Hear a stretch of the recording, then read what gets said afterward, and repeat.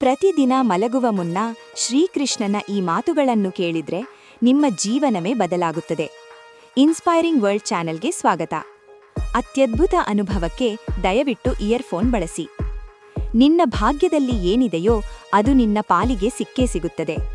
ನಿನ್ನದಲ್ಲದ ಯಾವ ಒಂದು ವಿಚಾರವೂ ಕೂಡ ನೀನು ಎಷ್ಟೇ ಪ್ರಯತ್ನ ನಿನಗೆ ಸಿಗುವುದಿಲ್ಲ. ಚಿಂತೆ ಮಾಡುವುದನ್ನು ಬಿಟ್ಟು ಈ ಜೀವನದಲ್ಲಿ ಬರುವುದೆಲ್ಲವನ್ನೂ ಬರುವ ರೀತಿಯಲ್ಲಿ ಸ್ವೀಕರಿಸು.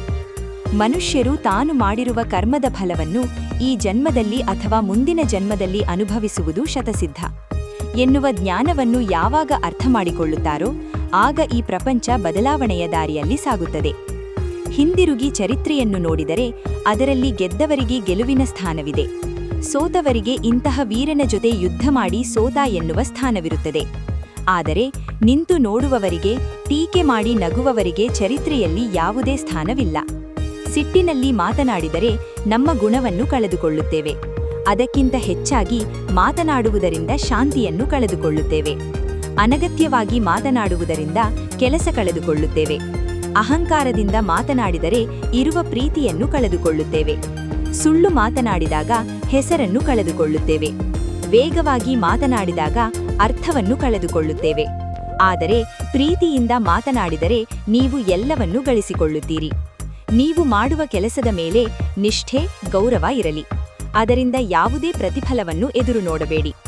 ಒಂದು ವೇಳೆ ನೀವು ಮಾಡುತ್ತಿರುವ ಕೆಲಸಗಳಲ್ಲಿ ನಿಮ್ಮ ಗುರಿ ತಲುಪುವಲ್ಲಿ ವಿಫಲವಾದರೆ ಅದಕ್ಕಾಗಿ ನೀವು ಬಳಸುತ್ತಿರುವ ತಂತ್ರವನ್ನು ಬದಲಾಯಿಸಿ ಹೊರತು ನಿಮ್ಮ ಗುರಿಯನ್ನಲ್ಲ. ನೀವು ಮಾಡುತ್ತಿರುವ ಎಲ್ಲಾ ಕೆಲಸಗಳನ್ನು ತಪ್ಪದೇ ಮಾಡಿ.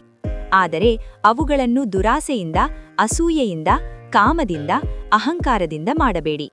ಇವುಗಳ ಹೊರತಾಗಿ ಪ್ರೀತಿ, ಕರುಣೆ, ವಿನಮ್ರತೆ ಹಾಗೂ ಭಕ್ತಿಯಿಂದ ಮಾಡಿ.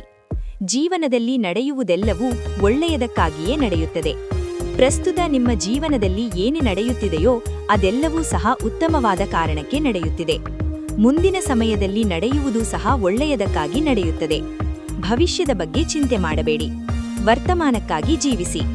ಒಂದು ಸಾರಿ ಅರ್ಜುನನು ಭಗವಾನ್ ಶ್ರೀಕೃಷ್ಣನ ಬಳಿ ಬಂದು ಒಂದು ಪ್ರಶ್ನೆ ಕೇಳುತ್ತಾನೆ. ಎಲ್ಲವೂ ಹಣೆಬರಹದಲ್ಲಿ ಬರೆದಿದೆ ಎನ್ನುವುದಾದರೆ ಕಷ್ಟಪಟ್ಟು ಕೆಲಸ ಮಾಡುವುದರ ಫಲವೇನು ಎಂದು. ಅದಕ್ಕೆ ಉತ್ತರಿಸುವ ಭಗವಾನ್ ಶ್ರೀಕೃಷ್ಣನು, ಒಂದು ವೇಳೆ ಪ್ರಯತ್ನಪಟ್ಟರೆ ಸಿಗಬಹುದು ಎಂದು ಹಣೆಬರಹದಲ್ಲಿ ಬರೆದಿದ್ದರೆ ಪ್ರಯತ್ನಂ ಸರ್ವಸಿದ್ಧಿ ಸಾಧನಂ. ಮನುಷ್ಯನು ಖಾಲಿ ಕೈಯಲ್ಲಿ ಬರುತ್ತಾನೆ, ಖಾಲಿ ಕೈಯಲ್ಲಿ ಹೋಗುತ್ತಾನೆ ಎಂದು ಎಲ್ಲರೂ ಹೇಳುತ್ತಾರೆ. ಆದರೆ ಮನುಷ್ಯನು ಬರುವಾಗ ಭಾಗ್ಯದ ಜೊತೆಗೆ ಬರುತ್ತಾನೆ ಮತ್ತು ಹೋಗುವಾಗ ಕರ್ಮದ ಫಲವನ್ನು ಕೊಂಡು ಹೋಗುತ್ತಾನೆ. ಒಂದು ಸಾರಿ ನಾರದ ಮುನಿಗಳು ಭಗವಾನ್ ಶ್ರೀಕೃಷ್ಣನ ಬಳಿ ಈ ಪ್ರಪಂಚದಲ್ಲಿ ಎಲ್ಲರೂ ಯಾಕೆ ದುಃಖದಿಂದಿರುತ್ತಾರೆ ಎನ್ನುವ ಪ್ರಶ್ನೆ ಕೇಳಿದರು. ಅದಕ್ಕೆ ಭಗವಾನ್ ಶ್ರೀಕೃಷ್ಣ ಮುಗುಳು ನಗುತ್ತಾ ನೀಡಿದ ಉತ್ತರ ಹೀಗಿತ್ತು: ಸುಖ ಎನ್ನುವುದು ಎಲ್ಲರಲ್ಲಿಯೂ ಇದೆ, ಆದರೆ ಮತ್ತೊಬ್ಬರ ಸಂತೋಷ ನೋಡಿ ಎಲ್ಲರೂ ದುಃಖಪಡುತ್ತಿದ್ದಾರೆ. ಈ ಪ್ರಪಂಚದಲ್ಲಿ ಯಾವುದೂ ಸಹ ಶಾಶ್ವತವಲ್ಲ. ಇಲ್ಲಿ ಎಲ್ಲವೂ ನಶ್ವರ. ಪ್ರತಿಯೊಬ್ಬರ ದೇಹಕ್ಕೂ ಒಂದು ಆಯಸ್ಸು ಇರುತ್ತದೆ. ಹಾಗಾಗಿ ನಿಮ್ಮ ಗುರುತಿಗಾಗಿ ದೇಹವನ್ನು ಬಳಸಿಕೊಳ್ಳುವುದರಿಂದ ಯಾವುದೇ ಪ್ರಯೋಜನವಿಲ್ಲ. ಆತ್ಮವನ್ನು ಬಿಟ್ಟು ಎಲ್ಲವೂ ನಶ್ವರ. ದೇಹ ಅಂತ್ಯವಾದ ನಂತರ ನಾವು ಏನನ್ನೂ ತೆಗೆದುಕೊಂಡು ಹೋಗಲಾಗುವುದಿಲ್ಲ. ಯಾರನ್ನೂ ಜೊತೆಗೆ ಕರೆದುಕೊಂಡು ಹೋಗುವುದು ಸಾಧ್ಯವಿಲ್ಲ. ಒಂದು ಒಳ್ಳೆಯ ಕೆಲಸಕ್ಕಾಗಿ ಪ್ರಯತ್ನ ಎನ್ನುವುದು ಹೆಚ್ಚಾದಷ್ಟು ಹಣೆಯ ಬರಹ ಸಹ ಅದರ ಎದುರು ತಲೆಬಾಗಿ ನಿಲ್ಲುತ್ತದೆ.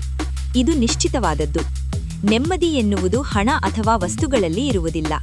ಬದಲಾಗಿ ನಮ್ಮ ಮನಸ್ಸು ಮತ್ತು ಯೋಚನೆಯಲ್ಲಿ ಇರುತ್ತದೆ. ಕಷ್ಟವೇ ಪಡದೆ ಸಿಗುವ ಸುಖ ಸಂತೋಷ ತರುವುದಿಲ್ಲ. ಹಾಗಾಗಿ ಸಂತೋಷವನ್ನು ಕಷ್ಟದಲ್ಲಿ ಹುಡುಕಿ. ಬದುಕೆನ್ನುವ ಈ ಹೋರಾಟದಲ್ಲಿ ನಾವು ಮಾಡುವ ಎಲ್ಲಾ ಕೆಲಸಗಳನ್ನು ಪ್ರಾಮಾಣಿಕತೆಯಿಂದ ಮಾಡಬೇಕು. ಏನಾಗಬೇಕು ಅದು ಹಾಗೇ ಆಗುತ್ತದೆ. ಅದನ್ನು ತಡೆಯಲು ಯಾರಿಂದಲೂ ಸಾಧ್ಯವಿಲ್ಲ. ಸ್ನಾನ, ದೇಹವನ್ನು ದಾನ, ಧನವನ್ನು, ಯೋಗ ಜೀವನವನ್ನು, ಪ್ರಾರ್ಥನೆ ಆತ್ಮವನ್ನು, ವ್ರತ ಆರೋಗ್ಯವನ್ನು, ಕ್ಷಮೆ ಸಂಬಂಧವನ್ನು, ಪರೋಪಕಾರ ಅದೃಷ್ಟವನ್ನು ಪವಿತ್ರ ಮಾಡುತ್ತದೆ. ದೇವರಿಗೆ ಪೂಜೆ ಮಾಡುವುದರಿಂದ ಪುಣ್ಯ ಬರುವುದಿಲ್ಲ. ಒಳ್ಳೆಯ ಬುದ್ಧಿ, ಒಳ್ಳೆಯ ಯೋಚನೆ, ಒಳ್ಳೆಯ ಕೆಲಸಗಳು, ಒಳ್ಳೆಯ ಮಾತುಗಳು, ಒಳ್ಳೆಯ ವರ್ತನೆ, ಕರುಣೆ ಹಾಗೂ ಅಹಿಂಸೆಯಿಂದ ಪುಣ್ಯ ಪ್ರಾಪ್ತಿಯಾಗುತ್ತದೆ. ಮುಂದಿನ ಜನ್ಮಕ್ಕೆ ಈ ಜನ್ಮ ಪುನಾದಿಯಾಗಿರುತ್ತದೆ ಎನ್ನುವುದು ಸತ್ಯ. ಮನಸ್ಸಿಗೆ ಮದ ಹೆಚ್ಚಾದಾಗ ಸ್ಮಶಾನದಲ್ಲಿ ತಿರುಗಾಡಿ ಬರಬೇಕು ಎಂದು ಹೇಳುತ್ತಾರೆ. ಯಾಕೆಂದರೆ ನಾನು ನನ್ನದು ಎಂದು ಹೇಳಿ ಮೆರೆದು ಮಣ್ಣಾದ ಅದೆಷ್ಟು ಜನರನ್ನು ಅಲ್ಲಿ ನೋಡಬಹುದು. ಸತ್ಯದ ದಾರಿಯಲ್ಲಿ ಚಲಿಸಿ. ಆ ದಾರಿಯಲ್ಲಿ ನಡೆಯುವಾಗ ನೀನು ಪಾತಾಳಕ್ಕೆ ಬಿದ್ದರೂ ಸಹ ನಿನ್ನನ್ನು ಮೇಲಕ್ಕೆ ಎತ್ತಲು ನಾನು ಬರುತ್ತೇನೆ. ಸ್ವರ್ಗದಲ್ಲಿ ಸಾವು ಹೊರತುಪಡಿಸಿ ಇನ್ನೆಲ್ಲವೂ ಇದೆ. ಭಗವದ್ಗೀತೆಯಲ್ಲಿ ಸುಳ್ಳನ್ನು ಹೊರತುಪಡಿಸಿ ಇನ್ನೆಲ್ಲವೂ ಇದೆ. ಈ ಪ್ರಪಂಚದಲ್ಲಿ ಬೇರೆ ಎಲ್ಲವೂ ಇದೆ, ಆದರೆ ನೆಮ್ಮದಿ ಇಲ್ಲ. ಇಂದು ಎಲ್ಲ ಮನುಷ್ಯರ ಬಳಿ ಎಲ್ಲವೂ ಇದೆ, ಆದರೆ ಶಾಂತಿ ಇಲ್ಲ. ಇಂತಹ ಮತ್ತಷ್ಟು ವಿಡಿಯೋಗಳಿಗಾಗಿ ನಮ್ಮ ಇನ್ಸ್ಪೈರಿಂಗ್ ವರ್ಲ್ಡ್ ಚಾನೆಲ್ ಅನ್ನು ಸಬ್ಸ್ಕ್ರೈಬ್ ಮಾಡಿ. ಪಕ್ಕದಲ್ಲಿರುವ ಬೆಲ್ ಐಕಾನ್ ಅನ್ನು ಕ್ಲಿಕ್ ಮಾಡಿ.